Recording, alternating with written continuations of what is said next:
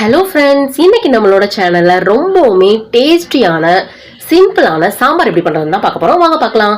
அதுக்கு நான் ஃபஸ்ட்டு அடுப்பில் ஒரு பேன் வச்சுட்டு அது தேவையான அளவு எண்ணெய் ஊற்றிக்கிட்டேங்க. எண்ணெய் நல்லா காஞ்சதுக்கப்புறம் உரிச்சு வச்சுருந்த சின்ன வெங்காயத்தை ஆட் பண்ணிக்கிட்டேன். எப்போவுமே சாம்பார்னா சின்ன வெங்காயம் ஆட் பண்ணுங்கள், அதோட டேஸ்ட்டே வேறு லெவலில் இருக்குங்க. வெங்காயம் நல்லா வதங்கினதுக்கப்புறம் உரிச்சு வச்சுருந்தா 10 பல் பூண்டு ஆட் பண்ணிக்கிட்டேங்க.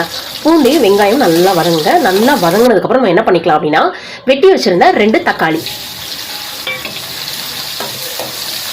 தக்காளியும் நல்லா வதக்கிக்கோங்க. ஏன்னா அந்த தக்காளியோட ஃப்ளேவர் வந்து நமக்கு அந்த சாம்பாரில் கிடைச்சாதான் நல்லாயிருக்கும். தக்காளியும் நல்லா வதங்கினதுக்கப்புறம் என்ன பண்ணிடுச்சுன்னா, நான் வெட்டி வச்சுருந்த காய் எல்லாத்தையுமே ஆட் பண்ணிக்கிட்டேன். இன்றைக்கி எங்கள் வீட்டில் என்ன காய் இருந்தது அப்படின்னா, கேரட்டு, பீன்ஸு, நூக்கல், உருளைக்கிழங்குங்க. இந்த 4 காய் தான் இருந்துச்சு. ஆனால் எப்போவுமே சாம்பார்னாலே முருங்கைக்காய் தான் டேஸ்ட்டு. அப்படிங்கிறப்ப முருங்கைக்காய், கத்திரிக்காய், உங்கள் வீட்டில் என்னென்ன காய் இருக்கோ எந்த காய்னாலும் நீங்கள் வந்து சாம்பாருக்கு தகுந்த மாதிரி ஆட் பண்ணிக்கலாம்.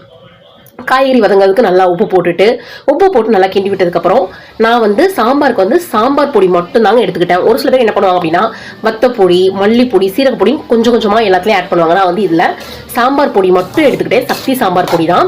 அப்புறம் மஞ்சள் பொடி, இந்த 2 பொடி மட்டும் தான் அந்த சாம்பாருக்கு ஆட் பண்ணியிருக்கேன். வேறு எதுவுமே நான் ஆட் பண்ணலை. அதை ஆட் பண்ணாலே போதுங்க, நமக்கு அந்த டேஸ்ட் கிடைச்சிடும். சாம்பாருக்கான டேஸ்ட் நமக்கு கிடைச்சிடும். காய் நல்லா மசாலே வதங்குற அளவுக்கு நல்லா என்ன பண்ணிக்கோங்க அப்படின்னா, மிக்ஸ் பண்ணி விட்டுக்கோங்க.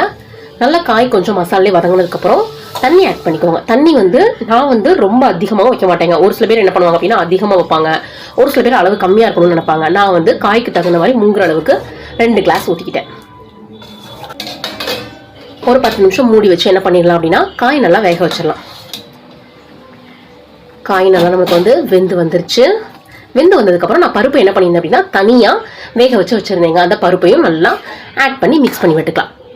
மிக்ஸ் பண்ணி அதுவுமே ஒரு 2 நிமிஷத்தில் என்ன பண்ணுங்க அப்படின்னா, குக்காக விடுங்க. ஏன்னா நமக்கு அந்த காயும் பருப்பும் சேரும் போது தான் அந்த டேஸ்ட்டே கிடைக்கும். குக் ஆனதுக்கப்புறம் ஒரு கிளாஸ் அளவு என்ன பண்ணிட்டேன் அப்படின்னா, புளி கரைச்சி வச்சிருந்த புளியை ஆட் பண்ணிக்கிட்டேன். ஏன்னா தக்காளி ஃப்ளேவர் மட்டும் நமக்கு வந்து இதுக்கு வந்து மேட்ச் ஆகாது. அதனால புளி ஆட் பண்ணிட்டு லாஸ்ட்டாக பெருங்காயத்தூளையும் தூவி விட்டுட்டு அடுத்து என்ன பண்ணிட்டோம் அப்படின்னா, சாம்பாரை தாளிக்கிறதுக்கு ஒரு பேனில் எண்ணெய் வச்சு கடுகு போட்டு கொஞ்சமாக வெந்தயம் போட்டு, வேறு எதுவும் போடாதீங்க, வெங்காயம், கருவேப்பிலை இதை மட்டும் ஆட் பண்ணி என்ன பண்ணுங்க அப்படின்னா, சாம்பாரில் ஆட் பண்ணிடுங்க. ரொம்பவுமே டேஸ்டான சுவையான சாம்பார் ரெசிபி தயார். நீங்களும் ஈஸியாக சமைக்க கற்றுக்கணும் அப்படின்னு நினச்சிங்கன்னா என்னோட சேனலை மறக்காமல் சப்ஸ்கிரைப் பண்ணிக்கோங்க. அப்படியே இந்த கொத்தமல்லியை மட்டும் தூவி விட்டிங்கன்னா கமகமன் டேஸ்டான சாம்பாருங்க ரெடி. நானும் இப்போ தான் பிகினர்ஸ் தான் சமையலில். எங்கள் அம்மாட்ட கேட்டு தான் ஒவ்வொரு சமையலாக பண்ணிட்டு இருக்கேன். நீங்களும் என்னோட சேர்ந்து சமையல் கற்றுக்கணும்னு நினச்சிங்கன்னா என்னோட சேனலை மறக்காமல் சப்ஸ்கிரைப் பண்ணிக்கோங்க.